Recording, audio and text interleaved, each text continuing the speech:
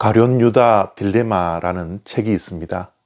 딜레마라는 것은 우리가 둘 중 하나를 선택해야 되는데 이것도 저것도 선택할 수 없는 것을 말을 합니다. 우리 사자성어로 진퇴양난과 같은 것이 딜레마이죠. 가룟 유다가 예수님을 배반하고 결국에는 유대인 종교 지도자에게 예수님을 팔게 됩니다. 이 배신의 행위가 누구의 책임이냐는 거죠. 만약 가룟 유다가 예수님을 팔지 않았다면 예수님은 십자가를 질 수가 없었죠. 그렇다면 가룟 유다가 칭찬받아야 할 일을 하지 않았습니까? 사실 악역을 맡고 좋아할 사람은 없습니다. 누구나가 다 악역을 맡기를 꺼려하죠. 그러나 가룟 유다는 악역을 맡게 되었던 겁니다. 그렇다면 아무도 맡으려고 하지 않는 악역을 맡아주었던 가룟 유다를 하나님께서 상 주셔야 되지 않습니까? 이 논리가 성립된다면 가룟 유다도 지금 천국에서 영생을 누려야 할 인물이지 않습니까? 그러나 만약 그렇지 않다면 가룟 유다가 모든 책임을 지고 하나님께 심판받아야 할 인물이지 않나요? 어떻게 생각하십니까? 가룟 유다가 책임을 져야 합니까?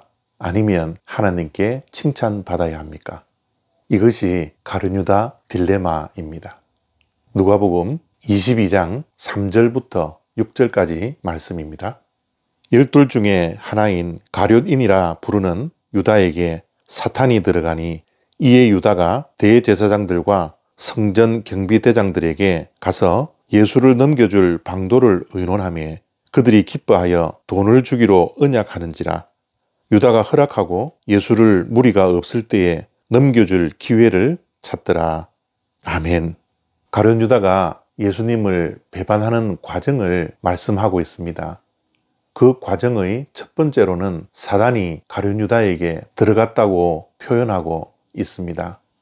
사단이 가룟 유다에게 들어가서 예수님을 배반하게 했다면 그것은 사단의 책임이지 가룟 유다의 책임이 아닌 것 아닙니까?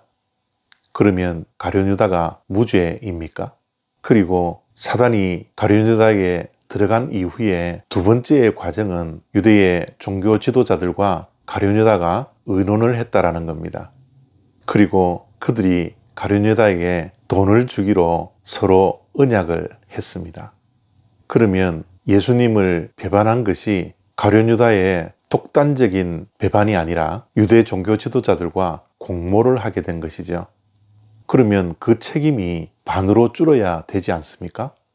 죄에 대한 결과를 공범인 모든 자들이 그 책임을 나누어 가져야 되지 않습니까? 그렇다고 가룟 유다가 배반의 책임에 대해서 반만 심판받아야 할까요? 마지막으로 배반의 과정에 유다가 허락했다라고 오늘 말씀은 기록하고 있습니다. 가룟 유다가 만약 허락하지 않았다면 어떠했을까요?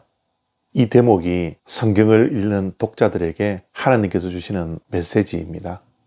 배반의 책임은 예수님을 팔려고 허락했던 가룟 유다가 가지는 겁니다. 50%도 아니고 100%의 책임이 가룟 유다가 허락했기 때문에 있다고 말씀하고 있는 것이죠. 모든 선택은 내 자신이 합니다. 짜장면을 먹을까, 짬뽕을 먹을까, 그 선택은 내가 합니다. 선을 행할지 악을 행할지 그 선택은 내가 합니다. 죄를 지을지 의롭게 살지 내가 선택해야 합니다. 행복할지 불행할지 내가 선택하는 것이죠. 하나님의 말씀에 순종할까 불순종할까 내가 선택하는 겁니다. 지금 5분 메시지를 볼지 보지 않을지 내가 선택한 것입니다. 지금 현재 나 자신의 위치도 과거에 내가 어떤 결정을 하고 어떤 선택을 했느냐에 따라 오늘 내 자신이 결정됩니다.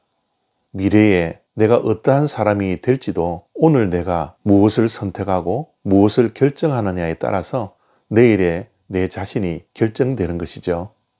우리 믿는 자들은 선한 선택을 해야 합니다. 그렇기 때문에 선택에 대한 무한한 책임은 내 자신이 질 수밖에 없습니다. 그렇기에 우리 믿는 자들은 매일 순간마다 선한 선택을 해야 합니다. 하나님의 자녀로서의 선택을 매일 해야 합니다. 오늘도 내가 선택하고 내가 결정하는 것을 조금 후에 후회하는 것이 아니라 자랑스러운 선택과 결정을 할 수 있는 주님의 모든 자녀들이 되기를 이 시간 축복합니다. 감사합니다.